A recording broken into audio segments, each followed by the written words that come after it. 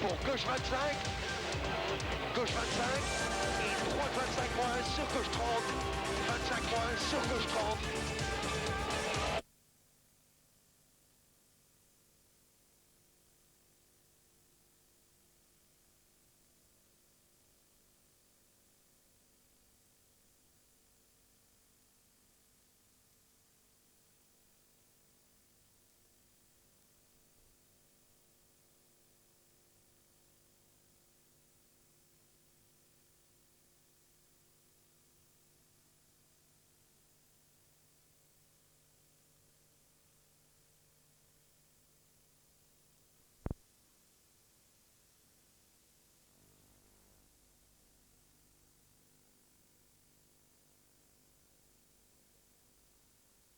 Analytique, comme on dit.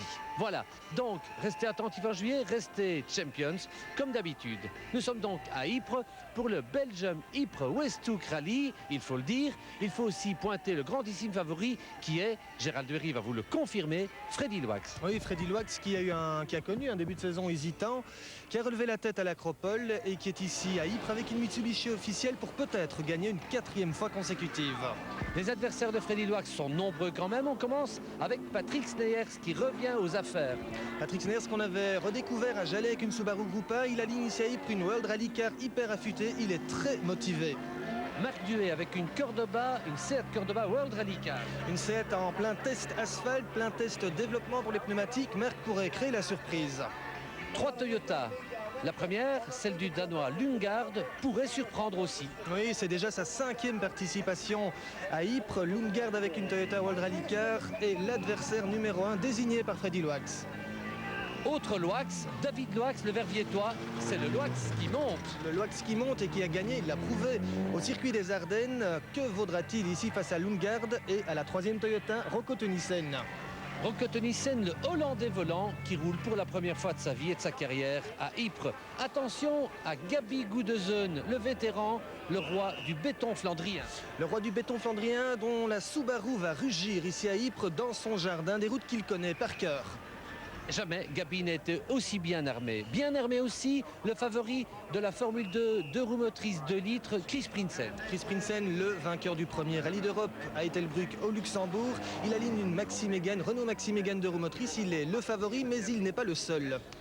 Les adversaires de Chris Prinsen sont nombreux. Il y a tout d'abord 2 Seat Ibiza Kit Car, la première pilotée par Renaud Verheydt. Renaud Verheydt avec la première Seat et la deuxième avec Laurent Verhoostrand, le Golden Boy flandrien. Attention à Verheydt, vainqueur d'Ypres en 95, ne l'oublions pas. Et puis attention à Pascal Gaban sur Saxo Kit Car très légère. Une Saxo très légère, Pascal Gaban qui, ne l'oublions pas, est en tête du championnat de Belgique Inter. Gaban emmène un peloton de Saxo où l'on retrouve notamment Busch, Leroy et Stolfa. Et puis, il y a encore la Ford Puma Kit Car de Pierre-Yves Cortals, le Verviétois qui aime tout ce qui va vite, il l'a prouvé sur les circuits belges, pourrait trouver le parcours d'Ypres tout à fait à sa pointure.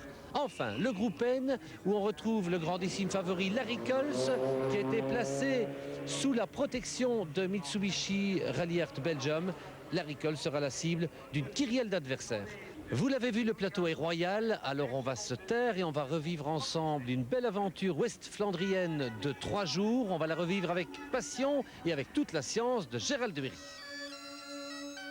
Cruzoé vous invite à vivre le championnat de Belgique des rallyes. En route pour Ypres.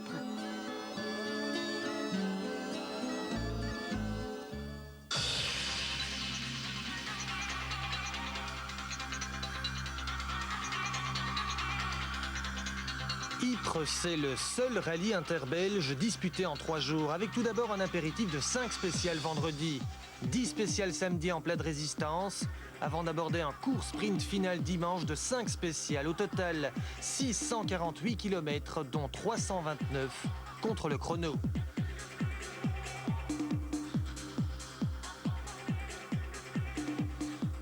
Le combat des chefs s'annonce passionnant. L'affiche est attractive, elle a attiré beaucoup de monde malgré un contexte économique difficile créé notamment par les obligations légales de sécurité.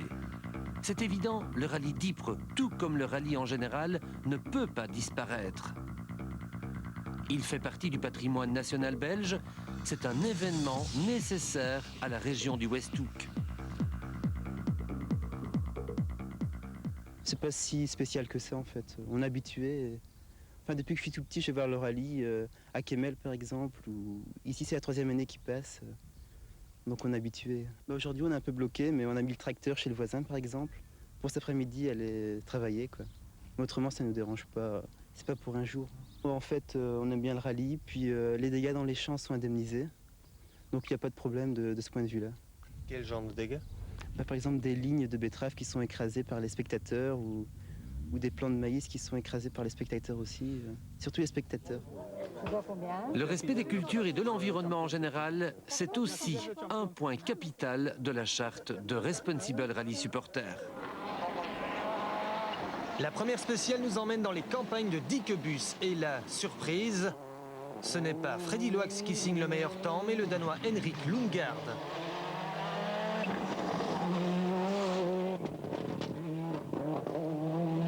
Deuxième spéciale, Westouter, et deuxième surprise, Patrick Sneyer, c'est le plus rapide. Il faut attendre la troisième spéciale, Sin Julian, pour que Freddy Loax signe son premier scratch. Bien sûr, Patrick et Henrik sont très vite pour le moment. On a vu ça sur le premier, sur le deuxième et même sur le troisième spécial. Mais bien sûr, nous, on va essayer de rouler un petit peu plus vite. Après 3 spéciales, Patrick Sneyer s'occupe la tête devant Loax et Lundgaard. Oh, j'étais sûr, quand j'ai une bonne voiture qui me plaît, que je peux aller vite. Et vous allez toujours vite, vous n'êtes pas mort, vous n'êtes pas vieux. Ah, pas du tout. Je suis pas vieux, hein, non? Gabi Goodesen non plus n'est pas vieux. Le gentleman flandrien est en forme. Mais dès l'arrivée de la deuxième spéciale, c'est le coup de tonnerre dans le ciel flandrien.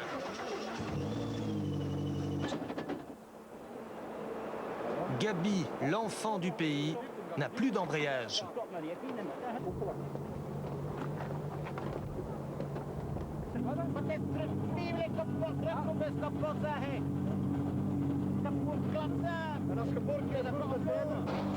Il ne peut pas croire que le rallye d'Ypres est déjà terminé pour lui.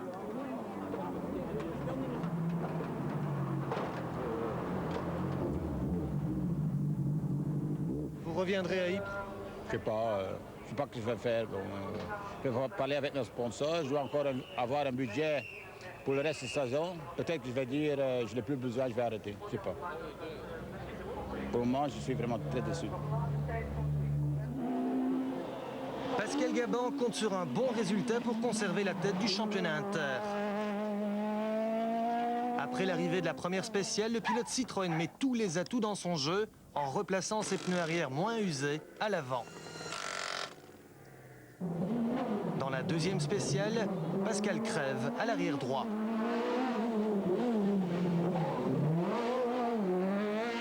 Mais dans la spéciale suivante, c'est beaucoup plus grave.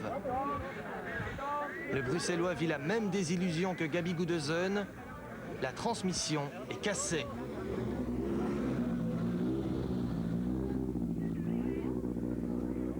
Le ciel flandrien se déchire une deuxième fois. Pascal a tout fait pour sortir de la spéciale. Son copilote, Eddy Chevalier, l'a poussé pendant 3 km. Bah bon, c'est la course, c'est la dure vie de l'abandon.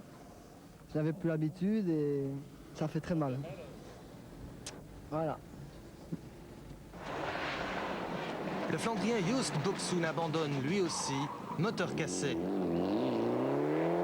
Par contre, le Verviétois Larry Kols, également sur Mitsubishi, ne connaît aucun problème. Il domine le groupe N.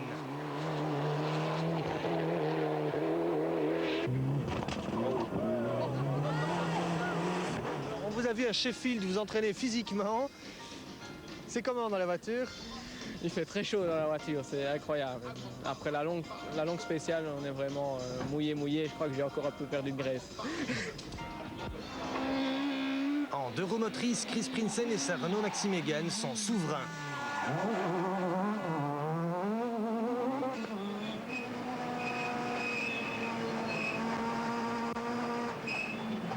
Mais le jeune Trudener n'est pas à l'abri d'un Watering.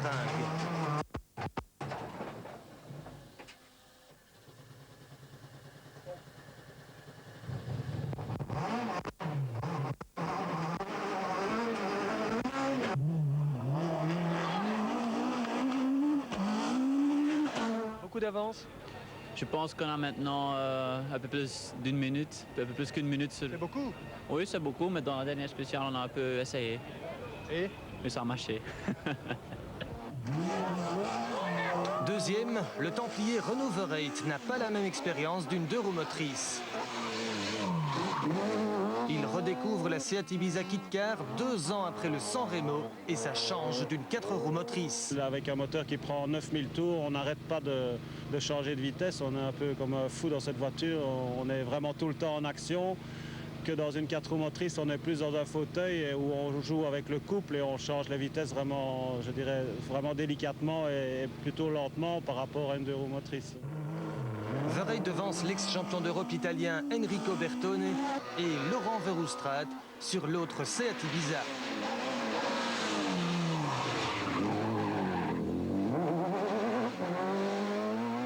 Je suis vraiment très content parce que dans la 3e spéciale, la spéciale de Saint-Julien, on a fait le meilleur temps en kit-car, ce qui est quand même formidable pour quelqu'un qui n'a encore jamais roulé avec une 2 roues motrices. Dans la 3e spéciale, j'arrive déjà à faire le meilleur temps. En 1600 d'euros motrices, le Tchèque Stolfa abandonne, mais Citroën conserve la tête haute avec le marchois Xavier Busch. Le Liégeois Pierre-Yves Cortals, lui, découvre Ypres avec la Ford Puma Kit-Car. 24e, malgré des problèmes de boîte, il abandonnera le lendemain sur sortie de route. Retour au sommet avec Freddy Loax qui a choisi la plus longue spéciale Heuvelland, 35 km, pour assommer une première fois ses adversaires. Rechtswind mag couperen, links naar voor. 100. Even rechts, links naar voor couperen. 200. Rechtswind mag niet diep couperen. Freddy prend la tête du rallye. Oui, on a mis le gaz, mais quand même, la différence par rapport à Henrik était pas trop grand. Mais je veux te dire que cette année, il va vraiment vite. Lundgaard n'est qu'à 9 secondes et Sneers à 15 secondes. À la 4e place, on retrouve l'autre Loax, David Loax. Le jeune Verviétois découvre Ypres avec une 4 roues motrices. Le pilote Toyota se rapproche régulièrement des chronos du tiercé de tête.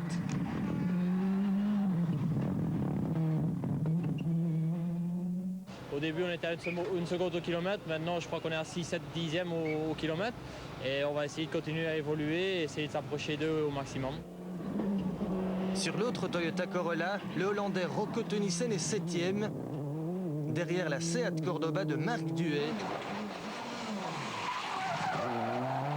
Le plus spectaculaire sur les pavés du Mont Kemmel.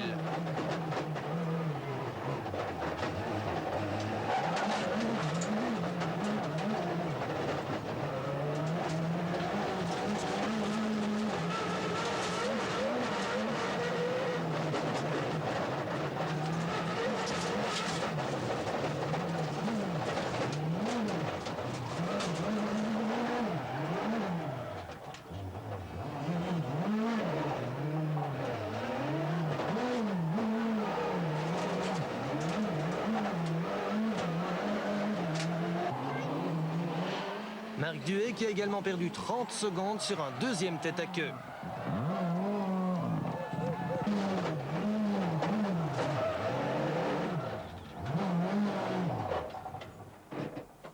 En sortie de courbe, là j'étais surpris à l'accélération un peu brutale du train arrière qui se dérobe un peu trop fort à mon goût.